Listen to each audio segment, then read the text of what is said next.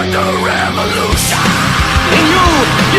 people have the power to create machines, the power to create happiness. You the people have the power to make this life free and beautiful, to make this life a wonderful adventure. Then in the name of democracy, let us use that power. Let us all unite. Let us fight for a new world, a decent world. If we can keep it, the responsibility of a country is not in the hands of a privileged few. We are strong and we are free from tyranny as long as each one of us remembers his or her duty as a citizen.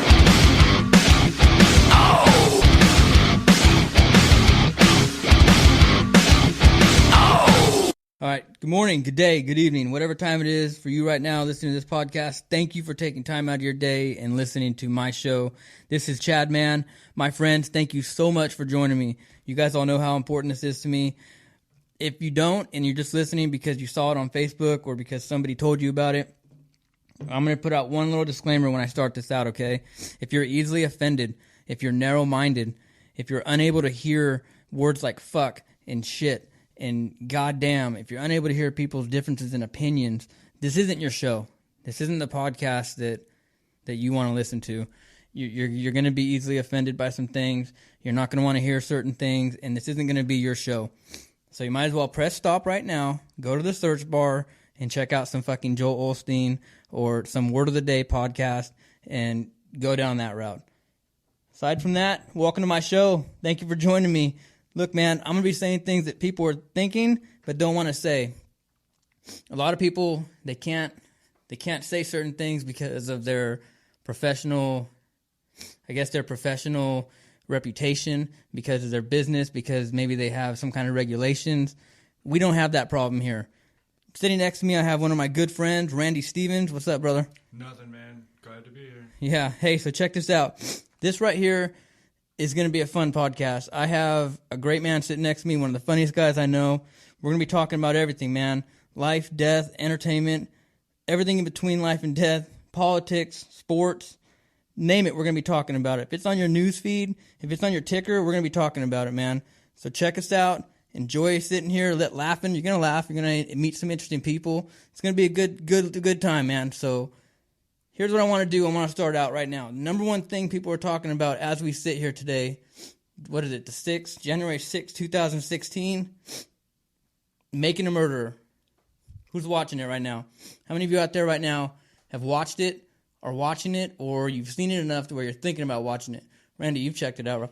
We spent 2 days, we knocked it out, and I mean, if you look at Twitter, you've got celebrities, you've got everybody just beating this thing up. Everyone's watching it, man. It's probably, I can't remember the last time anybody really got behind a documentary like this. The Jinx got it on HBO last year. The Jinx, what's that about? With the Durst guy, the guy who started stumbling and mumbling in the bathroom, confessing basically that he did it. Oh, the real estate dude. Yeah. The real estate guy. Okay, so this right now is it's everywhere. I mean, they're talking about it on TMZ. Which, if those nerds are talking about it, I mean, it's got to be pretty big, right? So if you haven't checked it out, here's the premise of it, man. In 1983 is when all this began, right? I believe. Okay, 1983, this dude was arrested and convicted of a rape. The lady drew him to a T. The prosecutor, what's the guy called that draws pictures when you get arrested? The artist guy that draws up criminals. You guys know what I'm talking about. With the pen and paper. Yeah, they don't do it anymore. Or do they? Yeah, they still do. Okay, well, the people that draw up criminals, man, they drew this dude to a T. It looked identical to previous arrest records. They get this guy, they convict him. He spends 18 years in prison. Think about that. It's a long time. 18 years this guy spent in prison. Well, DNA evidence kind of gets invented. Technology advances. Come to find out, this dude didn't do it. Completely innocent. They release him. It's all over the news. And, you know, this has happened probably, how many times you think? I mean, it's happened, you hear about it often. Well, if you figure as many people that are in prison right now, if you figure if it's 1% of people who are convicted or in on something, it's too many. Well, yeah, one's too many, exactly. So you have a guy here, gets arrested for a rape he didn't commit, tells people, hey, I didn't do this. You know, this isn't me. I didn't do it. Guy loses his wife, loses his children, reputation screwed. You know, family's trying to get him out. Finally gets proven innocent, gets out. Big celebration. It's on the news. He's on the TV, kind of a local celebrity. What, a year goes by? About a year goes by for this dude. American citizen, just like you, just like me. He has rights. He's got... Oh, you bought some of those auto tickets? Yeah, I won't win. Yeah, so... If I'm not here next week, though, go fuck yourself. So check it out. So this guy gets out of prison, and what would you do? As an American citizen, your rights are taken away. Your freedoms and your liberties are gone. Okay, you have nothing left. Your reputation's gone. Whether you're released or not, people are still looking at you funny.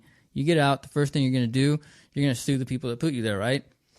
The guy does this, starts suing them. Some local woman goes missing. They trace her back to his property. He gets arrested for murder. In short, he gets convicted. The nephew gets convicted and walked into a testimony. They walked him into a confession. When you watch this documentary, man, if you don't want to walk through put your hand through your screen on your tablet or your TV, whatever it is, and choke somebody, then... Multiple times. Fuck, man, I don't know what's going to make you do...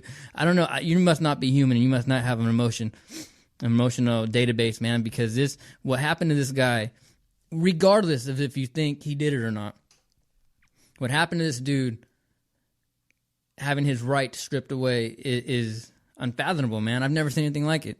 To me, it's the scariest. I mean, there's no horror movie scarier than that.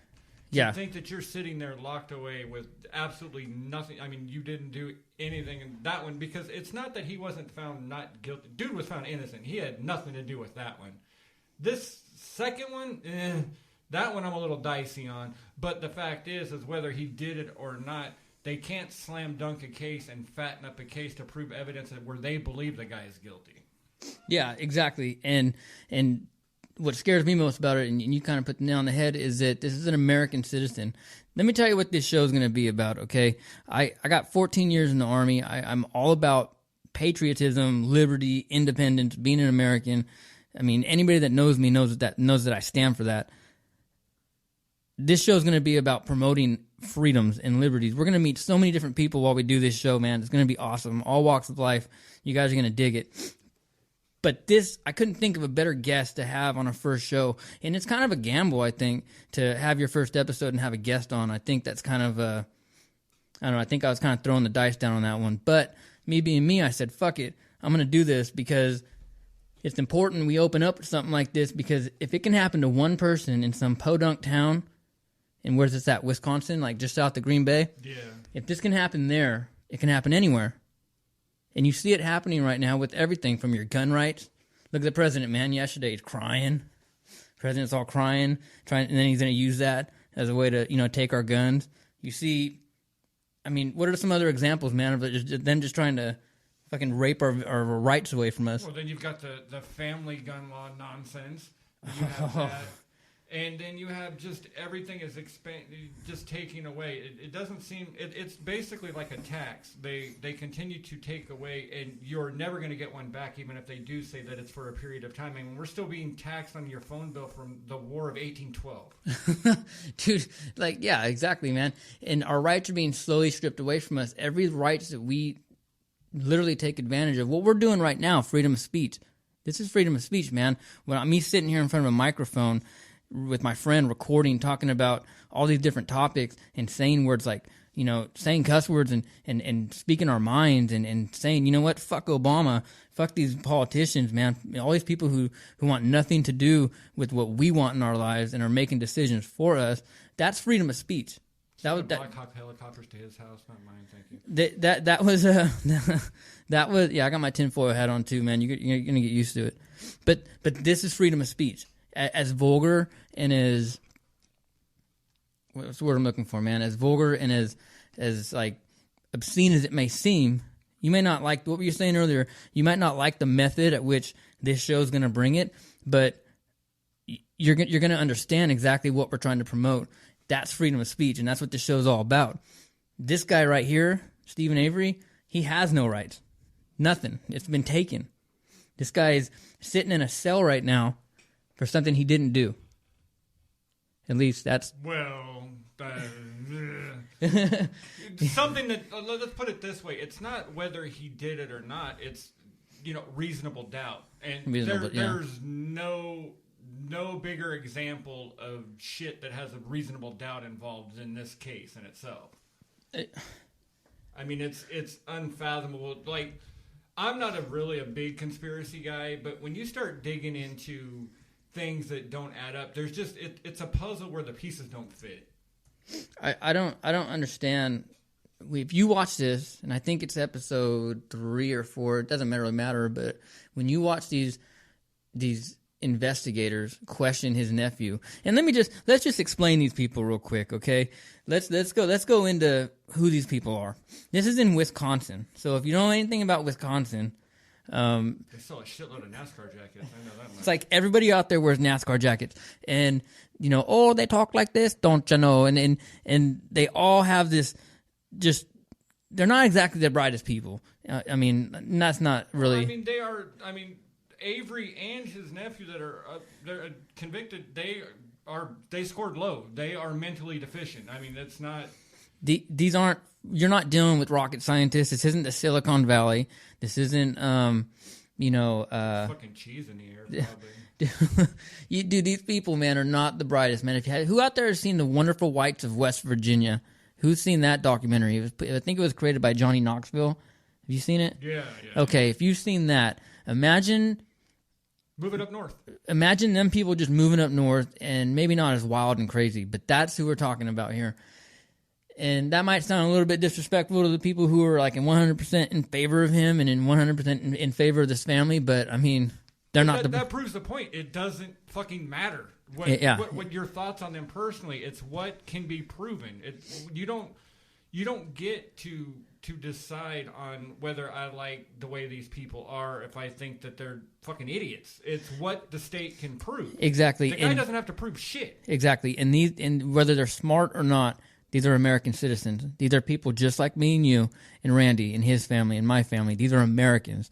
You don't have to, you don't have to have, as much as some people would like to believe, you don't have to have a level of IQ to be an American citizen. If you're born here and if you're an American, you're entitled to every single right, liberty, life, and the pursuit of happiness that all of us are entitled to. And what happened to these people, smart or not, is completely. It drives me up the fucking wall, man, because there's this kid, his nephew.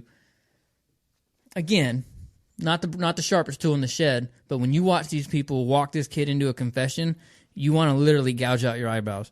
It's an abuse of power. There's no other way to say it. Well, and if you see you've seen examples of these cases before. If you know anything about the West Memphis 3, it's exactly how they got They got the mentally deficient guy to confess in that to something that they had proven that they did or did not do, but that the state couldn't prove. They used this as a wall to break in, and they get this guy because you don't understand what their concept of time is, if they understand how long something is. And basically they tell them that if you say X, this will stop. This interrogation will stop. So they can beat on this kid long enough, and finally he stops and get a confession. And you watch him during the thing. You watch him during the documentary even go and tell his mom that didn't happen. And she's like, well, why'd you tell them that? And he says, well, because they made me, or because that's what they wanted to hear. He doesn't understand. I think when they arrested him, they didn't even understand. He thought he was going home to play video games. He even asked them. You see him on camera. It's like, can I go home to play video games? He asked about WrestleMania. Yeah. That WrestleMania was coming on, and that, well, your dad taped it for you. You can watch it when you get home. I mean, and not to mention the kid was just, they beat him over, they didn't actually physically beat him over the head that we know of. But then you've got to realize that his lawyer was full of shit too. And the guy, the expert who was doing the lie detectors, that they just wanted a confession from this kid because they did everything they could to make him, have him basically sign these papers to admit his guilt for some reason. And I'm waiting for this guy to give me a call. We're going to add him to the show. He's going to be our guest real soon. But it just boils down to this, man. There's 2 people sitting in jail right now, sitting in prison for the rest of their lives. I think the kid got 60 years, and Steven Avery, they just put him in there and threw away the key for a murder that, 99% of people that have watched this don't believe that either one of them had anything to do with. Now, that's for you to say, that, but what's important, and we're going to ask this guy about this, is that there are jurors who have come out since this documentary has been released and have said the only reason they voted guilty is because one was in fear of her life, and the other people said they were trading votes. I guess they were like, well, I'm going to vote not guilty, and if somebody disagreed with them on the jurors, he's like, well, if you vote not guilty, I'm going to vote guilty on this charge. So this guy was screwed from the start. This is an example of an abuse and neglected legal system that literally puts people away. It's completely unconstitutional. Everything this country was founded upon, everything that men and women have died for defending, has been abused by this very thing, by this example right here. This is an example, and this was 10 years ago. Well, let me disclaim something here too, though, is that we both do know, and I hope you know, that it is a documentary. Right. So that means there is a filmmaker out there that wants to prove a point in this documentary. Yeah, just like anything else you watched. So I know there's stuff that's been omitted. I've done some research on it or whatever, so I understand this isn't the whole gist of the case and that there's things that are missing. But without a doubt, if you go through any of the court evidence, and we don't understand we saw things in sidebars and stuff that the jury didn't get to see. We saw evidence that I'm sure they weren't allowed to, and we don't know everything about it, but there's no way if any of this stuff, there's just certain things that that these guys were not given a fair trial. Yeah, and that's what led us into this episode today, man. That's why I thought it would be perfect for the first episode of this show to bring this in, because what I want to do is what I set out to do with this podcast is that I want to bring people together. I want to get people from all walks of life and really show what we the people is all about. I'm all about, there's nothing more I love, really, aside from my children and my wife, there's nothing more I love than this country and everything that it's given me. Everything that it's given all of you listening. Everything that this country was founded upon. It's the greatest nation in the world. We don't just say that. So what this did, with the importance of this topic, what this did is this postponed episode 2. Kylo Ren kills Han Solo. Oops, spoiler. Ooh, damn. Shit. If you haven't seen that shit in 4 weeks, enough, all right? Yeah, we don't dude. even get to start on that. I'm not even going to start. No spoilers. Fuck you. It's been 4 weeks. The movie's made more money than any movie ever made already. So if you haven't seen it, you don't care enough to bitch. Yeah, that's another thing, dude, is that... Oh, my God. Star Wars. Oh, man. Okay, so, look, man... I talked about bridging the gap, man. What I want to do with this show is I want to bridge some gaps between a lot of different things, man. I want to maybe one day even have a Muslim in here, because everyone knows how I feel about Muslims. As a combat vet, as just a non-Muslim, everyone knows how I feel about that. I would like to have one in here one day and talk to me. Let's talk. Let's have a communication. Let's communicate with each other. Maybe you can sway me on certain feelings, because I don't want to be so narrow-minded, but I want to bridge gaps. If you're not a Star Wars fan and you think it's nerdy, tough luck, man. This isn't your show either, man, because we're gonna be really love the video game show. If we're gonna be talking about Star Wars, we're gonna be talking about comic movies, we're gonna be talking about video games. This is gonna be something in this show that you're gonna get a little bit of something from every different aspect of life. So I'm telling you, man, sit back. This is going to be fun. We're going to have a great time. I'm excited to even get this going, man. I just drank 2 Red Bulls and my fucking heart's going to explode. So you might hear me die while I'm recording this. Dude, that'll be cool. That'll really pick it up the numbers the first one. Yeah, I'm just waiting for this guy to call. But, I mean, dude, I'm happy this documentary was made, man, because to be honest with you, I don't give a fuck. I don't give 2 fucks about this guy. I mean... as a person, I don't. Yeah. As the bigger point, as in the rights, as in it could happen to you. That I'm sorry. That's where I'm selfish. I'm going to tell you right now. If the shit doesn't relate to me, I really don't give a shit about a lot of things. But in the end, I can branch out and see that a lot of things revolt to me. And like I said, there's nothing that scares me more. There's not a horror movie that scares me more than the thought of me being in prison for something that I absolutely didn't do, and just having your rights taken away. Look, anybody who's they say something about being in the military. They say you're institutionalized, and they say it's that being in the military and being in prison or in jail have a lot in common because you're institutionalized. I I gotta choose this carefully because a lot of people and a lot of my fellow veterans might not agree. But being in the military is like being in jail. You know, you can't just pick up and leave. You know what I mean? Unless you're fucking Bo Bergdahl, you know, and just walk off. But and you know that's a traitor. He was trying to be James Bond. You know what I mean? But you can't you have to be at a certain place on time. You're always being told what to do.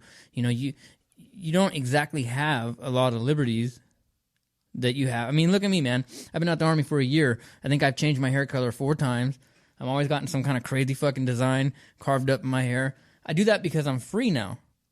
You know, so when you have your freedoms taken away, whether you're in jail or whether you volunteer for the military, you get to learn a little bit about what it means to be an American and to be free and to be able to say what you want, worship the God that you want, you know, listen to the music you want, do the career that you want. These are all freedoms we have as Americans. We don't wake up, you know, when we're 1 or 2 years old and, you know, you have the People's Republic telling you, you will be a mechanic. You will be this. It's not China. We get to do what we want. We tell our children, you can do whatever you want. And then the kid turns 16 and becomes a Gothic.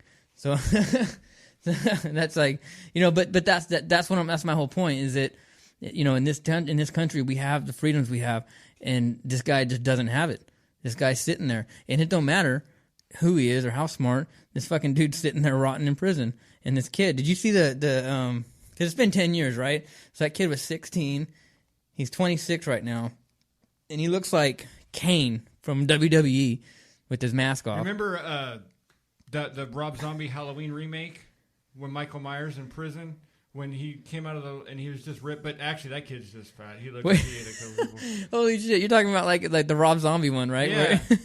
Yeah, that's what he looks like, man. Little Mikey went into prison, and then all of a sudden, little Mikey's a problem. Yeah, man. That I mean, it's sad, but these are Americans, man, and it can happen to any of you. You know, this new gun law passed in California. We kind of lightly hit on it a few minutes ago. All somebody has to do in California is call and say, hey, this person's threatening. This person's threatening me, or I feel threatened by this person. And you're going to have police officers calling you, asking you, hey, what's going on here? And if it's a potential threat that the law enforcement believe, guess what they're going to do, man? You're going to get restraining orders put on you. They're going to come knock on your door. And if you own guns, guess what? They're gone. And they will do it. And now that's your Second Amendment. That you're entitled to that. And now you don't. Which is actually, then if you figure, since you say something that can get you in trouble, then there's a reaction. So then that's imposing on the First Amendment. Yeah, so exactly. We're down 2. I mean, yeah, and I have a feeling that's going to happen. That's going to happen to me. Someone's going to come knock on my door. You said this on your podcast? Yeah, I did. So hopefully, if we can get this all worked out, it'll, you know, I mean, these rights keep being impinged on, and it's just going to get worse and worse. You hear that? That was me. So check this out, man. I'm trying to get this guy pulled up right now. His name's Curtis. Curtis, what's going on, man? What's going, Chad? Oh, it's going, man. You got us on this end? What's that? You got us on this end? Yep. All right. So hey, everybody, you're talking and listening to Curtis from the Steven Avery Project, dude. We've been talking about this. I really don't even know where to begin, man. First of all, how'd you get involved in all this? When this trial first aired, it was on live TV, and I was about 12, 13 years old, and it was a big deal in my area in Green Bay, Wisconsin, but it wasn't really it didn't really make national news. But I just got into the trial because I knew about the information about his prior wrongful conviction of a rape and spending 18 years in prison and the lawsuit and all that stuff. So I really wanted to pay attention to the trial, and watching the full trial every day, I really You just got into it. Like you just like this is something that kind of grabbed your attention.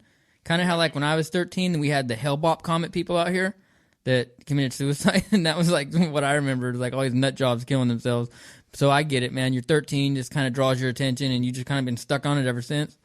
Right, yeah. Just I watch the trial every day, and seeing all the details brought forth by his lawyers, and seeing what the prosecutor tried to use against him, and it's corruption is the only thing that defines this whole entire situation. How much contact do you have with the family? I speak with Steven's niece on a daily basis, and I also talk with his current girlfriend probably about once a week. Is that the one from the documentary? The older chick? Yes, the one that visits Steven kind of at the end of the documentary. And you also see his niece.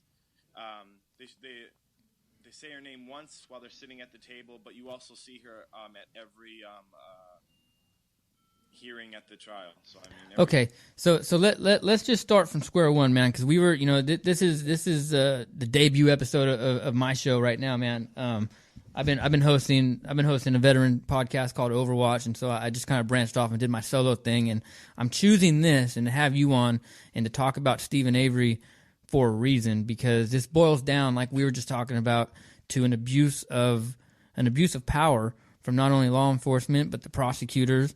And it's a perfect example of how easily in America, because we live in a country where we think it's impossible for the everyday average American to have their rights taken away from them and to be stripped of their liberties. But if you watch this, you literally watch it unfold every episode. That's what's going on with this. Regardless of who it is, regardless of what the crime is, or the proposed crime, the whatever they make up to prosecute you, this is an example of an American getting his rights taken away. Most definitely. I mean, so this documentary's been out for what, about a month? A week or 2 weeks now. It's I believe it was released on the 20th or 21st, around there. Right around Christmas time, right around Christmas break. Yeah. Perfect release time. So what's the current feel, man? Like, coming from the family, coming from Steven, coming from, you're in there. You're on the front lines right there, man. You're with the Manitowoc. What is it? How do you say it? Manitowoc County? Manitowoc, yeah. Manitowoc County. You're living in it. I live in Green Bay. That's about 30 minutes from Manitowoc. Talking to the family, they're just working nonstop now. It's we need to talk to this person. We need to talk to this person. See if this lawyer will help us. It's constant work now. So they've gone up the legal system, right, Randy? They've gone as far as they can go in the state of Wisconsin, right? There's nothing more in the state of Wisconsin that they can do. Now they have to go to the federal level. So that's correct. His appeals have all been denied so far. Yeah. So now it's up to the feds. Now it's up to this documentary, and this is, I guess, kind of the purpose it was put together, is to kind of get the attention of the feds. There's a petition out to the White House, right? Yeah, well, really, Steven's only option at this point is a pardon from the governor, because Obama will not touch this case because it is a state case. So, I find that hard to believe. It's the President of the United States. You feel like he could do anything, but they say that. Well, he basically is. He's basically just making up shit as he goes along. He's done everything else. Deal with it. This guy's throwing healthcare down our throats. He's throwing gun control. This guy's making shit up. You think the least thing he can do is give somebody their life back? Because let's face it, man, this dude's life is over. This guy, and that sounds harsh, man, but how old is this dude right now? Like 55, 60? He's about, I believe he's 52 or 53 years old. That dude's life's over, man. He spent his whole life in prison for shit he didn't do. Exactly. It's appalling, and it angers you to even think about sometimes. Oh, that. And the courage and the mental strength he's had to endure, and what he has, he's basically my hero. Honestly, I can't wait to meet him one day when he gets free, because I don't know anyone else that is just as strong as him to make it through something like this and still be determined. Yeah, they gave me life in prison for something I'm not going to do. I'm not just going to sit here and take it. I'm going to keep fighting and tell people to believe I'm innocent. So what kind of feedback have you heard from any celebrities, and has an Anonymous got on board yet with you guys? Anonymous, I've been seeing a few different Twitter accounts claiming to be anonymous. I believe the real Anonymous, or the big, I don't know if there's smaller groups who claim to be anonymous. Or work with them. The way Anonymous works is that there is no headquarters. Anybody, when you watch their videos, anybody can be anonymous. Anybody can jump in. And I've watched these guys, man, and a lot of the stuff, you get these idiots, man, that just put on a mask and think they can do something. But and that's a problem. yeah, it can be a problem because you don't know who's behind the mask. You don't know who's doing or saying what, and they might have the great, good intentions, but I mean, they don't know. I mean, you know what I'm saying? Yeah, I think some of that kind of gave people false hope because obviously the big time anonymous Twitter page that has millions of followers never made any statements about helping Steven. So it was just these small time Twitter accounts, and I feel like that gave some people hope, and it's been said that was a fraud. So well, at least it's out there and it's hitting. Have you heard? I've seen a lot of celebrities Twitter about it too. Have you guys heard anything from anybody like that? Yeah, I've seen James Franco talk about it and express his frustration with the whole entire documentary and the whole case. I've heard Dane Cook talk about it. That guy's still around, Dane Cook. Hey, man, he's got a lot of followers. That guy kills it on social media. I was going to ask you about some of the evidence, though. Go ahead. The Palm Pilot. Do you know what condition a Palm Pilot was? Because I had one of those things in 2006, 2007, and that son of a bitch dropped from 3 feet off the ground and damn near exploded. I don't see how that a Palm Pilot would be identifiable in a fire hot enough to burn a body after we've all heard about like cremation and everything, how a Palm Pilot would be identifiable. Yeah, I haven't actually heard too much about that, so I can't really tell you too much about that. I mean, it's plastic, silicon, sand, and the shit should melt. Yeah, I mean, right. it's like the thing we're talking about is this fire was like fucking Hades opened up in this guy's backyard and melted everything from flesh. I mean, there was nothing left but shin bones and not even teeth, dude. And teeth usually survives, intense heat, and at least compared to other parts of the body. Now, and yet they look in the barrel, and there's a cell phone. It's like, well, that's almost as ridiculous as believing, the Twin Towers fell down, but then one of these dudes' fucking passports survived. I mean, it's just one of those key facts that you look at, and right. You're just left questioning. It looks like it was obviously planted. I had some people on my page message say some things to me. I don't remember the exact numbers of like the degrees, but they messaged me information on how hot a fire has to be to burn a body, and it seemed like a pretty high number, and not a number that you think a bonfire would produce. So I mean, to burn all the muscle and everything off of there, it's. Well, yeah, and I mean, it's the heart I'd always heard, too, that takes forever, and that is a sustained heat, too. That's not, I mean, that, like, they burn a body for a long time in hot gas fire.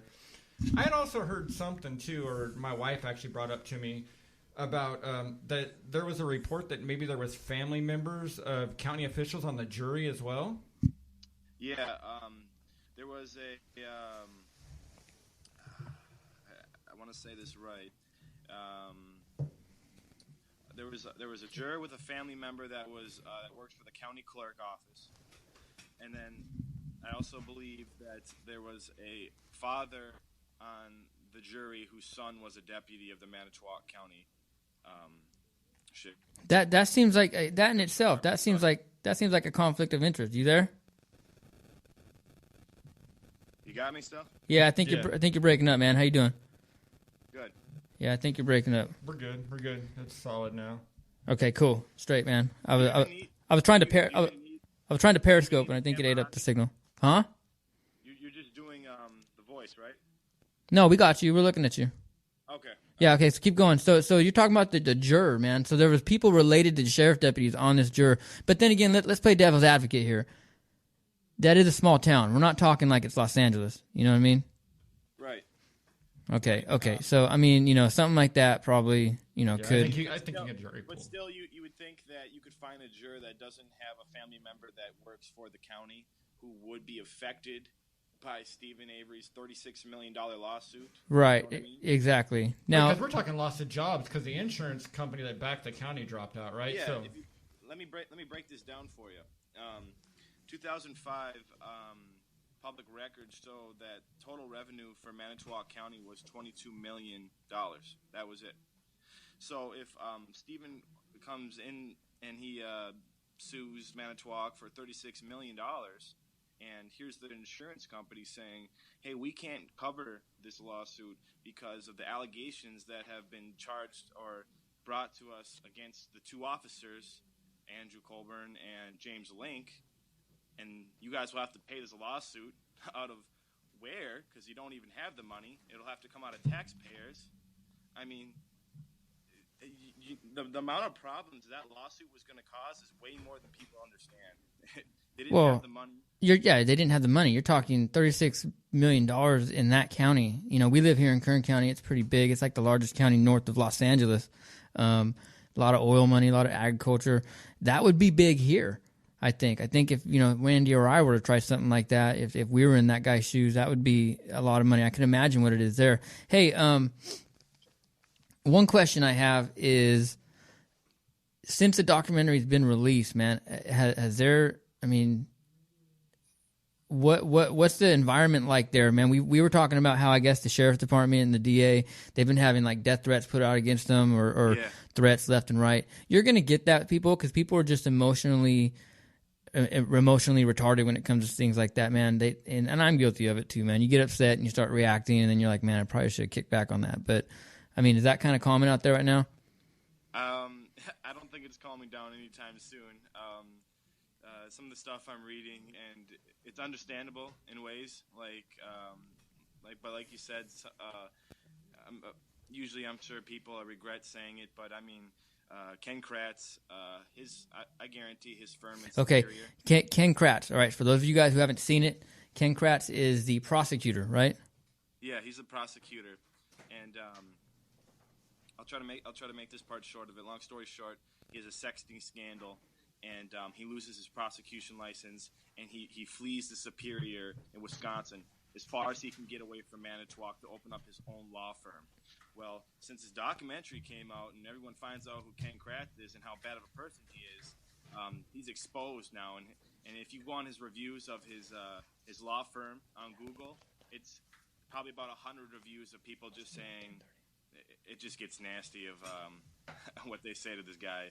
So, I mean, his reputation is ruined. I don't see him ever having a successful and that's the prosecutor. That's the lead prosecutor who he's kind of a silly goose with his text messages, it looked like. Yeah, that was kind of funny watching. Yeah, to say the least, yeah.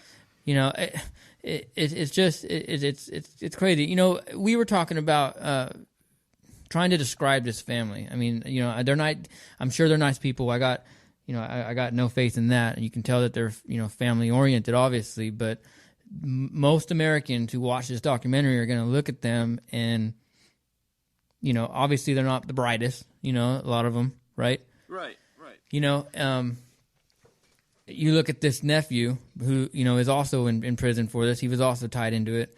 You know, they're gonna look at it like these people kind of set themselves up, like they should have known better, right? Brendan, on the other hand, I wouldn't put him under the category as not the smartest, but I would go further and say that I believe that Brendan has a disability. Oh, that's obvious. I mean, I work for a company, and that's what I do. I take care of people with disabilities, and I help them throughout their day. And Brendan would for sure fall under that category where he would need assistance. I mean, when you're in jail for what was he in jail for a few months, and then calling his mom and asking him if he can make it home for WrestleMania? It's like, you're on trial for murder, dude. Like, you're not gonna be watching any Hulk Hogan anytime soon. You know what I mean? Yeah. Like that tells you right there. He didn't understand the severity of what was going on. In the confession, you got these investigators, and they're saying, just tell us what we need to say. It'll be okay. You can go home. You can go see your mom. You can go back to class and return this project that you're worried about. So he agrees to everything they say, and then he thinks he's going home. But no, you're not going home, Brendan. You just admitted to a serious murder. Yeah, like the largest murder that area's seen in ever. One of the biggest murder trials ever in Wisconsin. Well, what I was trying to stress to people is whether, like, you believe that Steven and Brendan did it or not, it really doesn't matter at this point. It's the fact that they cannot sweeten a case against you, even if they did it or didn't, is for people who might believe on their innocence or guilt no matter what, that it's still, they were not giving a fair trial. And in a murder case, it's beyond a reasonable doubt, and there is no way in hell that there's not reasonable doubt in things that you look at in this case. Exactly. The whole thing's unconstitutional. I mean, and what really just surprised the heck out of me that this was even able to be said in court. Did you hear Ken Kratz's closing arguments? He basically said, "Hey, even if these sheriffs or these police planted the key or they planted the blood, we believe there's enough evidence to prosecute him anyway." So what does that say? Like you have to okay, take a time out real quick. You gotta let's just rewind and dissect that comment in this dude's clothes. He's looking at a juror of American citizens in a courtroom setting where a man's life and liberty is literally on the balance, and he says, "Oh, it doesn't matter how it got there. The blood's there. We have enough to convict him." This isn't fucking Saudi Arabia, dude. This isn't Russia, man. I mean, when I saw that, I literally jumped out of bed and I was like, did this guy just say that? And then they go in and after a few days convict the man. It's unbelievable, man. Well, that just makes his department and him judge, jury, and executioner, without a doubt. Right. Hey, how many of these people are still in office over there or holding any kind of positions? Any of the people involved? Because it's been 10 years. Andrew Colburn got promoted, actually, so he's a lieutenant now instead of a sergeant. That's that cheesy cop. That's that. He was a sergeant at the time, right? He's that. And his biggest biggest corruption issue, if you will, was that he called in the plates for Teresa's 99 Toyota 2 days before it was even found. Right. Exactly right. So the car I think was found on the 5th or something like that in Steven Avery's property on his this guy Steven Avery. I'm only saying this because a lot of you guys probably haven't listened to it. This guy lives in a salvage yard, the fucking junkyard, dude. There's like hundreds of cars everywhere, man. This guy sells parts out of cars. That's like the family business, right? And that's what he does. Yep. And he enjoys it and he loves doing it and he doesn't bother anybody else. He's right. himself and he works on cars. So in the back, like the far part of the property, this is where this lady's car was found. This sleazy sheriff's deputy, sergeant, right, calls in the plates 2 days before the vehicle's found. Now, if you're a juror and you see that, why? Oh, hold on, timeout, mistrial. Wait a minute, what?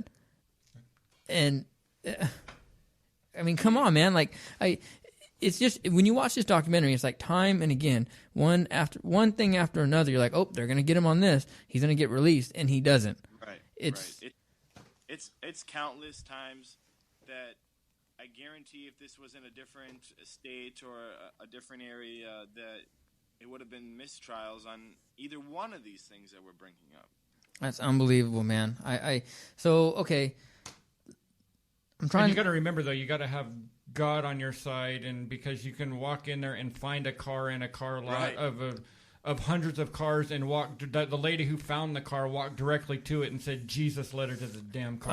Oh my God, dude! No. We're talking about a 40-acre area property, and she finds this car in 15 to 20 minutes. Jesus told her. Jesus led her. She knew when she woke up that morning. Jesus led her. I'll tell you what letter was. She was given a map by the ex-boyfriend. Why did he have a map? And what was on this map? Did it have X mark the spot where this car was? I'm assuming so because Andrew Colburn knew where it was because he called it in 2 days before it was even found. Well, my wife was really big into the boyfriend theory too, and the boyfriend and her brother, because I guess in one of the interviews early on that the brother just says morning, just before the body had been found, before anything was done. Yeah, before there's anything even found, it's the brother saying we're starting the grieving process. As far as I know, you start a grieving process when someone is dead, or you're trying to get over someone they're passing. So, right. I mean, you'd at least ask that we need to find closure to this, one way or another, but not with the starting the grieving process. Yeah, it seems like as soon as she went missing, they were like, "Oh, she was last seen on the Avery Project. He did it." It's here's the thing, man, it's hard to put yourself in those shoes. Your family member comes up missing, your sister, your baby sister, your wife, your daughter. It's really hard. I don't even want to pretend like I would know what to do in that situation. I couldn't sit here honestly and talk to yourself and all the people listening and be like, "Oh, this is what I would do." However, I think if evidence were coming my way that, hey, maybe this guy didn't do it, I think, if anything, not so much that I want to let this guy go, but because I'd want to know for closure what happened to my family member. Because here's the thing. I'm leaning toward this guy didn't have anything to do with it. Like, this guy didn't do nothing. No matter what, I still think that this girl died. That's what everyone needs to remember here, is that we're talking about American citizens and stuff. This was an American woman, a young, beautiful American woman who, as far as we know, was murdered, shot in the head, right? They proved she was shot in the head based on the skull fragments. And I mean that's pretty crazy to prove that, but yeah. Right, that's what they're saying. As far as we know, this girl was shot in the head and her body was burned. That's tragic. We need to know what happened to this woman. Whatever happened to decent law enforcement. And let me just add, I'm not against law enforcement. I got a lot of buddies. Being a combat vet, I got a lot of buddies involved in law enforcement. I'm a huge supporter of law enforcement. It's needed, but you can't corrupt it. When it gets to this point, there's a serious problem, and the fabric of our country and what we're founded upon can be destroyed based on what happened here. Right. It's just that what you're saying is true. Yeah, we need law enforcement. And we need that, but a small town like Manitowoc County is they believe too much in their law enforcement to the point where they believe that this corruption is no way. How dare you accuse the heroes of our county? That's because people help me out on this, Randy. People don't want to believe. When people want to believe that everything's perfect and everything's honky dory, man. People want to believe that. There's a man sitting on a throne in white clouds, and everything's perfect. You want the illusion of safety. People are afraid to look any deeper. Right. Yeah, people want to believe that the government's out for them, or out to protect them, and that everything's fine, and the milk's always going to be in the grocery store, and your favorite TV show is always going to be there, and then something like this happens, and they can't deal with it. You know what I mean? Right. They can't even think about it or even give it a possibility. That's kind of what the prosecution tried to say was, do you really believe these heroes that risk their life every day for you guys' safety would do such a thing, as far as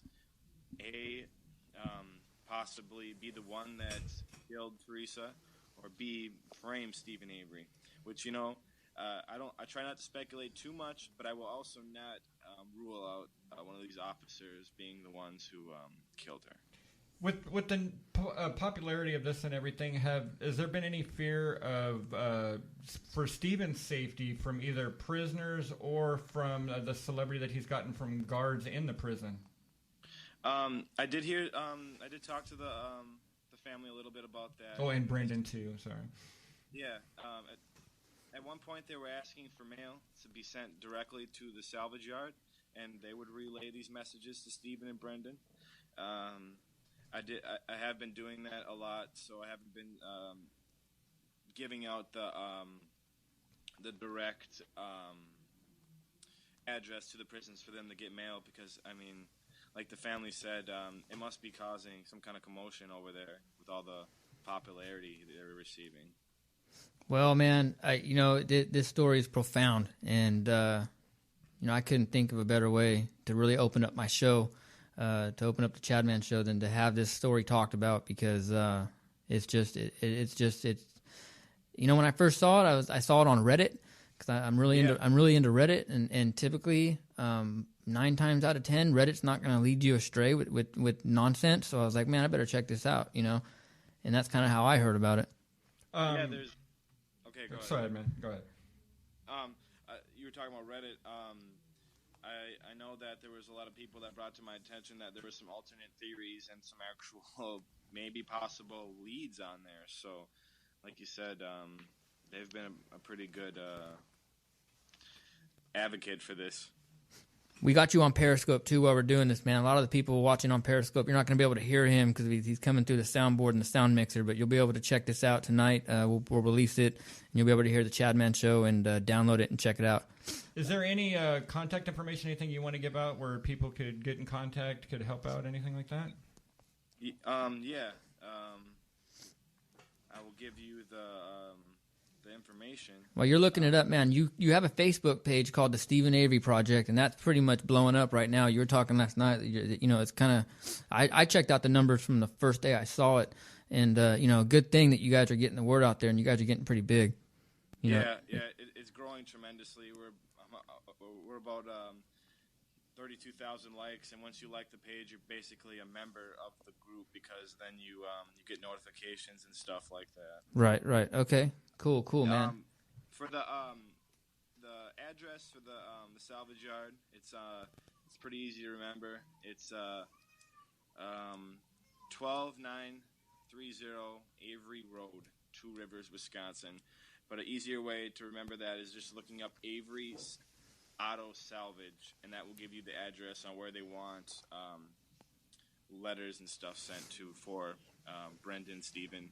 Yeah, and they were starting to receive over like 40, 50 letters a day. You starting to get tourists and people come through because people, man, they got nothing better to do. They're like, let's drive over there. Right, I wouldn't doubt it. I wouldn't doubt it because the business is still open. So I believe his brother is the one running it. So and he's in the documentary. Well, man, hey, we appreciate it, man. We hope you guys are out there. Give regards to the family. At least let them know this, man. At least let them know that the American people are waking up to this.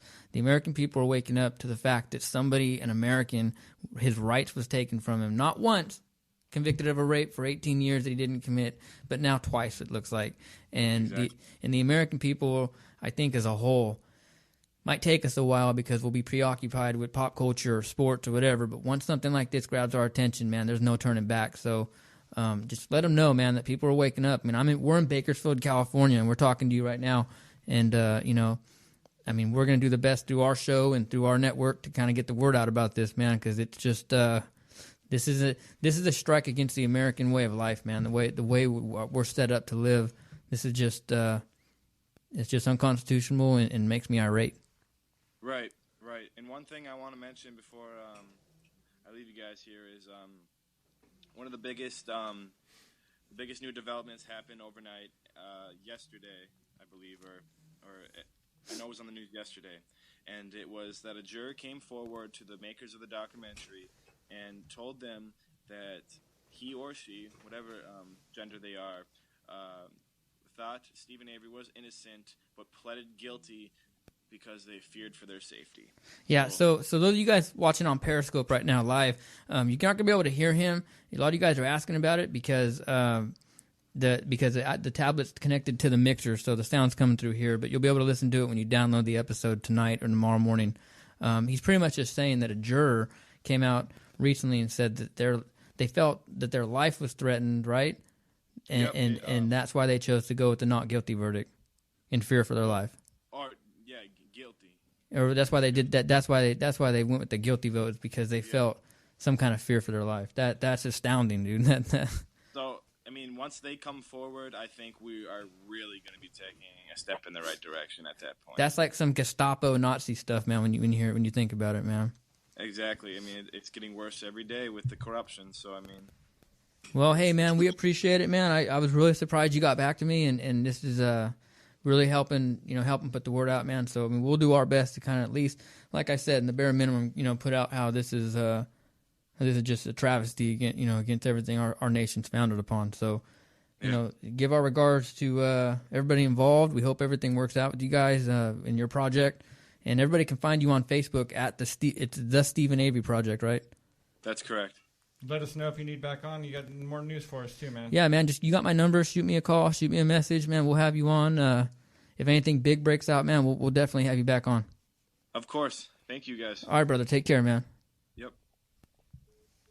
So there goes that. That was back to video games and jerking off. yeah, back to back to what we were talking about. So that's it, everybody. I mean, that's our guest for our first show. I didn't, like I said, man, I took a gamble by wanting to have a guest on the first show, but there you have it. If you haven't seen this documentary, go watch it. Watch a man's rights be taken away from him. I can't say it enough because it's like it's. I'm speechless, man. And for me to be speechless, that's a lot. That says a lot. Producer Bob's looking at me like, yeah, man, for Chad to be speechless, that's a big deal. I don't know, man. That's the country we live in today. We're living in a country right now where this is happening, where the president goes and sheds fake tears, and then the next day goes after your guns. If you haven't seen that, there's another thing to go watch. Go pull that up. Go Google President Cries, and you'll get the video. Those are the biggest crocodile tears. Acting, I mean, the Oscar goes to Barack Obama. Give it to him, Best Actor of the Year. It's unbelievable watching this guy do this, man. But we've been dissecting how George W. Bush looks after the planes hit the towers for the last 15 years. It's all these politicians, man. I mean, I need to get something pushed across. What do I do? Somebody goes up to him and says, Mr. President, you need to let some tears out. That'll grab him. And if you look at the video, when you watch it, there's a blonde lady right next to him. And I swear, dude, she's trying to hold back laughter. She's trying to see, like, is this dude really doing this?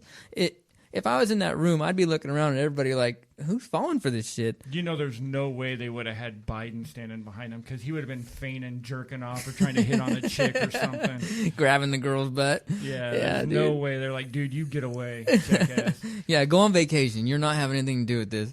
But that's the country we live in. Right now, that's where we find ourselves. We got people in Oregon right now, as we record this right now. People are in Oregon right now, standing up at some government building that apparently has been abandoned, man, trying to prove a point that they're not going to stand for government tyranny from any kind of oppressive government act. This show started at a time in our nation where the future and the direction of where this country is going is in our hands. It's not the politicians, man. It's not the rich bankers. They may think it is, and they might think they have the control, but it comes down to us, we the people. That's what it's about. So if you can get anything out of this show, man, that's what I'm asking you to get out, is to at least listen. If you disagree with us, that's fine. Message us. Let us know. If you have some kind of emotion, if you're getting some kind of response, I don't care whether you like it, you hate it, whatever, but if there was a thought generated, that's fine. That's all we need. That's what this is about, man. It's about connecting people and coming together. So join us again. This is our first show. This is the Chadman Show. I'm glad you're here joining me. I'm glad you're here following us.